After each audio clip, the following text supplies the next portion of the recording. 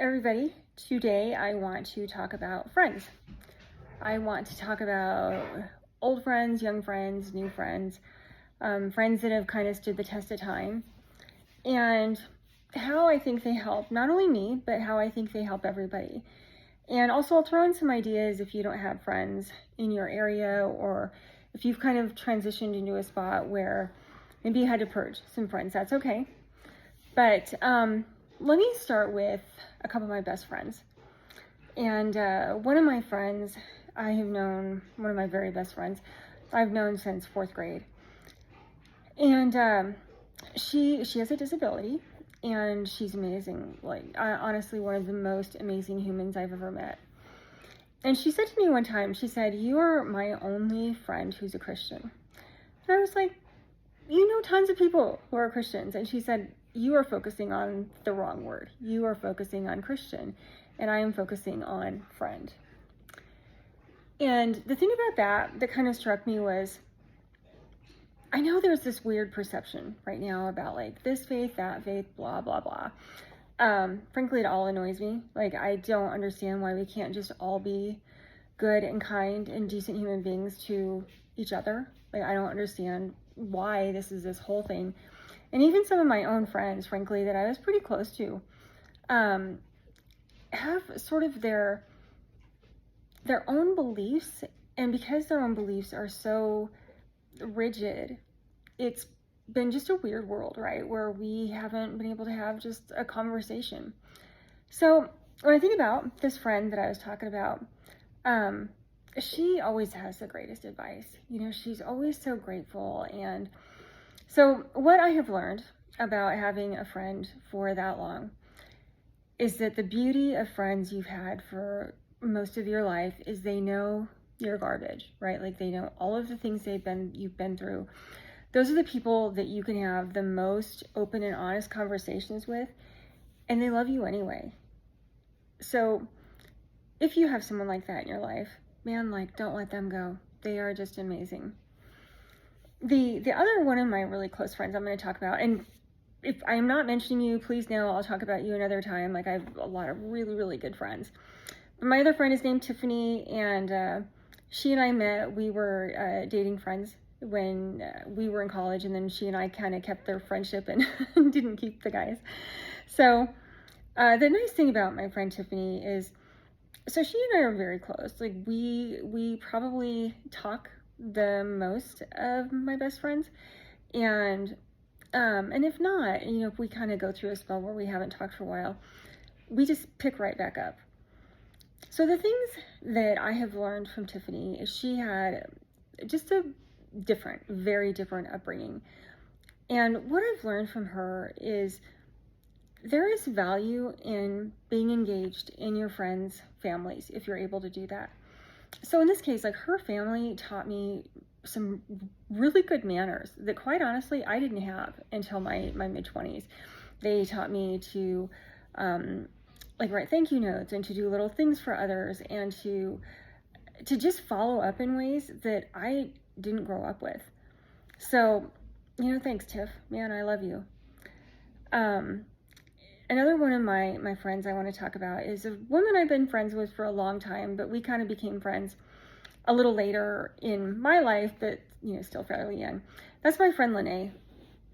And my friend Lene changed my life because she's younger than me, but she has kids, a kid that's older than my kids.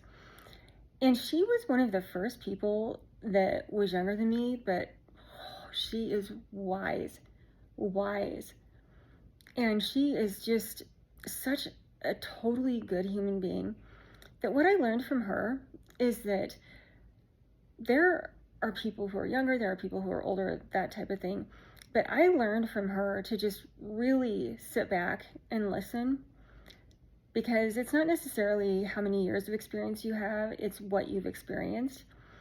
And she has just brought so much joy to my life. Like, I love her to death. Someone I'm going to talk about as well is actually my Aunt Ronnie. She passed away a few years ago. And if you're one of my other aunts, don't worry, I'll talk about you another time. But my Aunt Ronnie was a tough cookie, man. Like, I don't know why I keep saying man today, by the way. My Aunt Ronnie was tough. She was amazing and brilliant and smart. And she had a pretty challenging childhood. And I'm not saying like, hey, hers was better or worse than anybody else's, but it was tough. Like, it was definitely harder than mine. And the thing that I learned about her, and let me rephrase that, from her, is that sometimes it's just okay to compartmentalize the hurt. And it's okay to compartmentalize experiences because it allows you to move on. And you can visit those spaces, you can talk about those spaces, but at some point, you need to like let go and put those things in a spot where you're not living them over and over day to day. So, God rest her soul. Like, love that woman. And then I'm going to talk about two more people. One is my dear friend Lexi. Lexi and I met a couple years ago, I think so. And she is amazing. She's so courageous, and she is courageous in a way that is somewhat unexpected. And she is a new mom, and my golly, the thing that I have learned from her is that I hold myself back. I hold myself back because I'm worried about how people I work with will perceive me, and I am worried about like offending the wrong person. And so often, I'm not an unkind person at all, but often I'll hold back what I really think or what I really want to say, even though I'd say it in a very nice way, because I have fear. Like, I have fear of being judged. I have fear of shame. And so my young friend Lexi, like, thank you. You have given me courage. And I quite honestly was shocked that I got that gift from you, and so grateful. And then finally, I want to talk about my friend Elliot. So Elliot is a new friend, relatively new friend of mine. We met in a pottery class, and I don't know what just happened to my stuttering. Elliot walked into one of the pottery classes that I took, and he walked in, and the moment that I saw him, I was like, oh my gosh, I know that this is one of my people. And, you know, we just became friends, like very organically, very friendly, and it's been awesome. And so a few months later, here we are, and we continue to take classes together, but he has quickly become one of those people that I know in my heart of hearts I can trust. Like, I would trust him with a lot of the stories that I haven't even told some of my very close friends. And the blessing is that Elliot is very different than me. He has a different background, and his gifts are different and amazing. And the thing about having a new friend is that he has given me the ability to see myself in his light and in his eyes, and to understand what that looks like. So, you know, thanks. Thank you for that, Elliot. And I'm just going to close with, I get when you feel like you don't have friends. I totally get it. And so just some suggestions, like find a hobby. I know these seem very, very obvious, but find a hobby. Like, I made a whole new group of friends when I started doing pottery. Find a group of people, even if it's just going for walks. There are social groups on all these different social media platforms. And also, if you're very shy and that doesn't work for you, just leave cookies on your neighbor's front porch with a note.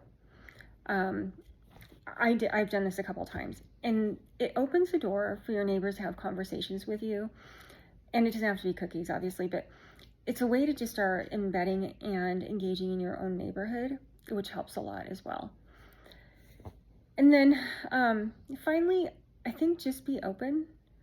Just be open to listening to other ideas, to listening wholeheartedly to other people. And I have been surprised at what I've learned. And I think you will too. And so with that, like, go out, love your friends, hug your friends. And if you need some new ones, make that turn, make that change, and be grateful. Like, be grateful for where you're at and the friends that you have and the friends that you will make. And have a great Wednesday.